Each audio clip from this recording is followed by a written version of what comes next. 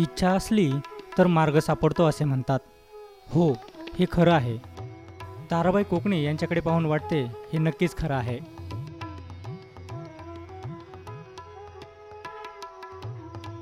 मूळच्या आष्टी इथल्या ताराबाई या अल्पशिक्षित. त्यांच्याकडे फक्त 38 गुंठे जमीन, तीही पडीक. त्या जमिनीवर शेती करावी असे त्यांना वाटायचे, पण इतक्या कमी जागेवर पारंपरिक शेती करणे त्यांना शक्य नव्हतं.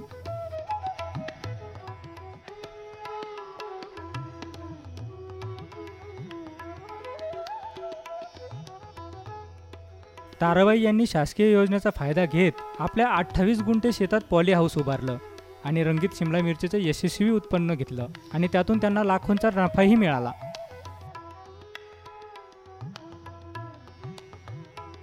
त्यानंतर त्यांनी आता आपल्या पॉली हाऊसमध्ये हिरवा शिमला मिरचीचीही लागवड केली आहे.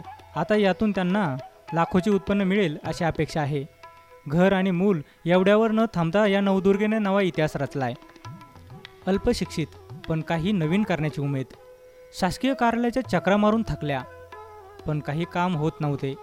न खचता आष्टे येथील ताराबाई कोकणी या आदिवासी महिलेने राष्ट्रीय फल उत्पादन अभियानात पॉली हाऊससाठी कर्ज घेतले आणि त्यातून रंगीत शिमला मिरचीचे यशस्वी उत्पन्नही घेतले. 6 महिन्यात त्यांना 15 लाखाचे उत्पन्न मिळाले. त्यात त्यांना 10 लाखाचा नफाही झाला. ताराबाई कोकणी यांनी आपल्या 28 गुंठ्याच्या पॉली हाऊसमध्ये हिरव्या शिमला मिरचीची लागवड केली आहे.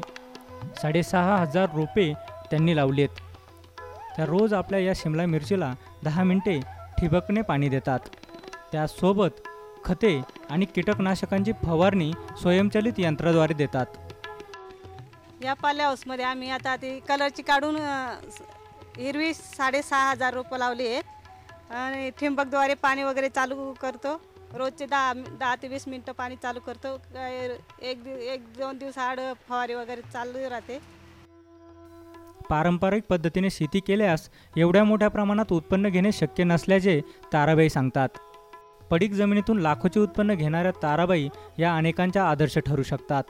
चूल आणि मूल या संकल्पनेत न अडकता महिलांनी काहीतरी नवीन प्रयोग करून लाखोचे उत्पन्न घेऊ शकतात हे ताराबाईने सिद्ध केलं आहे. आम्ही 6 महिन्यात 10 ते 15 लाखापर्यंत केलं, तर अजून 6 महिन्यात असं 20 ते 25 लाखाचं उत्पन्न काढू शकतो आपण. तर असं केलं तर होऊ शकतं. त्याच्यामुळे प्रयत्न केला तर वाया जात नाही. जिद्द ठेवायला पाहिजे, पुढे जायचा प्रयत्न करायला पाहिजे.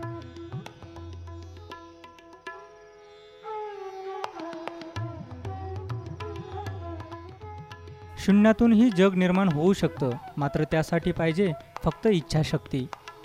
ताराबाई कोकणी यांचा आदर्श डोळ्यासमोर ठेवून ग्रामीण भागातील महिला शेतकऱ्यांनी प्रगतिशील शेतीची वाट धरण्याची आता वेळ आली आहे.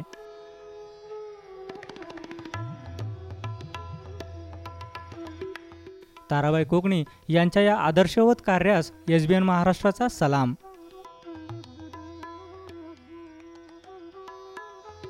जीवन महाजनसह bureau report, SBN Maharashtra, Pune.